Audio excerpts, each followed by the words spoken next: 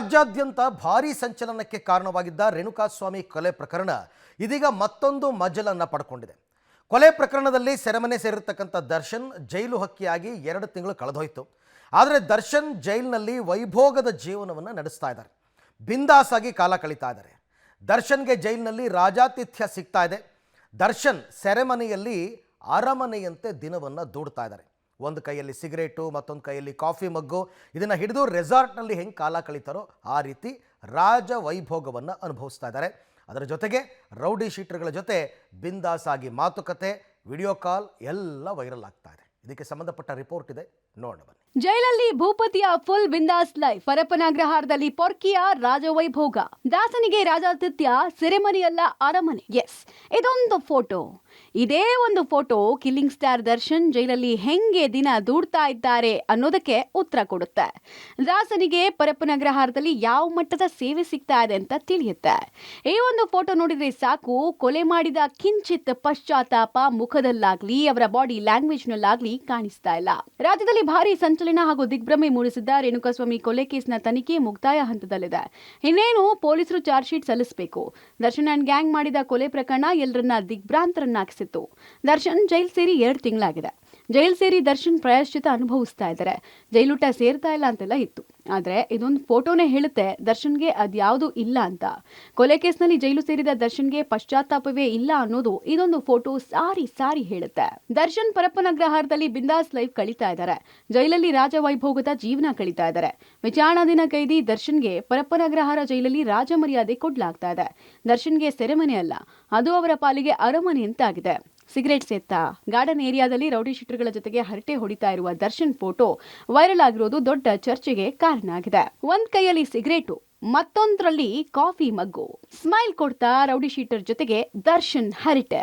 ಜೈಲಲ್ಲಿರುವ ದರ್ಶನ್ ಪರಪ್ಪನಗ್ರಹಾರ ಜೈಲಲ್ಲಿ ವಿವಿಐಪಿಗೆ ಸಿಗುವ special treatment ಅನ್ನ ಪಡ್ಕೊಳ್ತಾ ಇದ್ದಾರೆ. ತುಸು ರಿಲಾಕ್ಸ್ ಆಗೋಕೆ ಎಂಬಂತೆ ಜೈಲಲ್ಲಿ ಬಿಂದಾಸ್ ಆಗಿ ಕಾಲ ಕಳೀತಾ ಇದ್ದಾರೆ.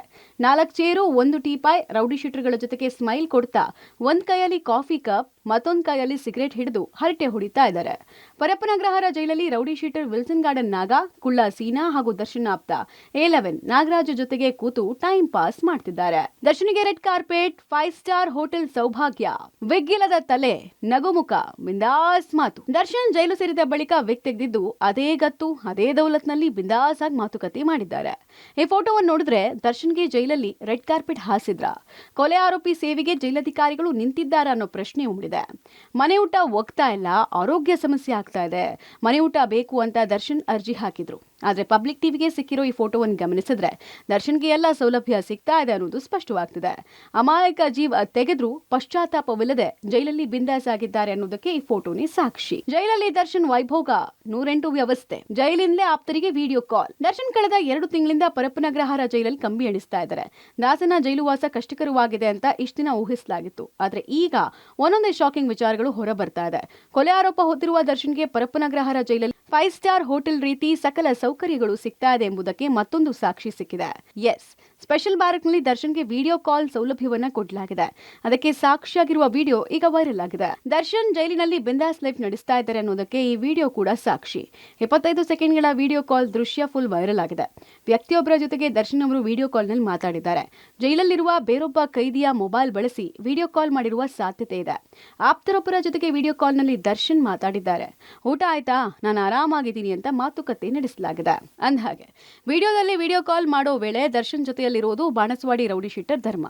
ಈತ ರೌಡಿ ಶೀಟರ್ ಕಾರ್ತಿಕೇಯ ಕೊಲೆ ಪ್ರಕರಣದ ಆರೋಪಿ. ವಿಡಿಯೋ ಕಾಲ್ನಲ್ಲಿ ಮಾತಾಡಿರೋದು ಮಾಜಿ ರೌಡಿ ಶೀಟರ್ ಮಗ ಸತ್ಯ ಅಂತ. ಹೊಟ್ಟೆ ಉರಿತಾ ಇದೆ, ರೇಣುಕಾ ತಂದೆ ಕಣ್ಣೀರು. ಜೈಲಲ್ಲಿ ನಟ ದರ್ಶನ್ ಐಷಾರಾಮಿ ಜೀವನ ನಡೆಸ್ತಾ ಇರುವಂತೆ ಕಾಣುವ ಫೋಟೋ ವೈರಲ್ ಆಗಿದ್ದು ಸಾಕಷ್ಟು ಆಕ್ರೋಶಕ್ಕೂ ಕಾರಣ ಆಗಿದೆ. ವಿವಿಐಪಿ ಟ್ರೀಟ್ಮೆಂಟ್ ಬಗ್ಗೆ ದರ್ಶನ್ ಗ್ಯಾಂಗ್ನಿಂದ ಕೊಲೆಯಾಗಿ ಹೋದ ರೇಣುಕಾಸ್ವಾಮಿ ತಂದೆ ತೀವ್ರ ಬೇಸರ ಹೊರಹಾಕಿದ್ದಾರೆ. ದರ್ಶನ್ ರೆಸಾರ್ಟ್ನಲ್ಲಿ ಇದ್ದಂತಿದೆ, ಆತನ ಮುಖದಲ್ಲಿ ಪಶ್ಚಾತ್ತಾಪದ ಭಾವನೆ ಕಂಡು ಬರ್ತಾ ಇಲ್ಲ ಅಂತ ಕಿಡಿಕಾರಿದ್ದಾರೆ. ಯಾವುದು ತಪ್ಪು ಮಾಡಿದೆ ಅಂತ ಅವ್ರಿಗೆ ಅನಿಸೇನೇ ಇಲ್ಲ.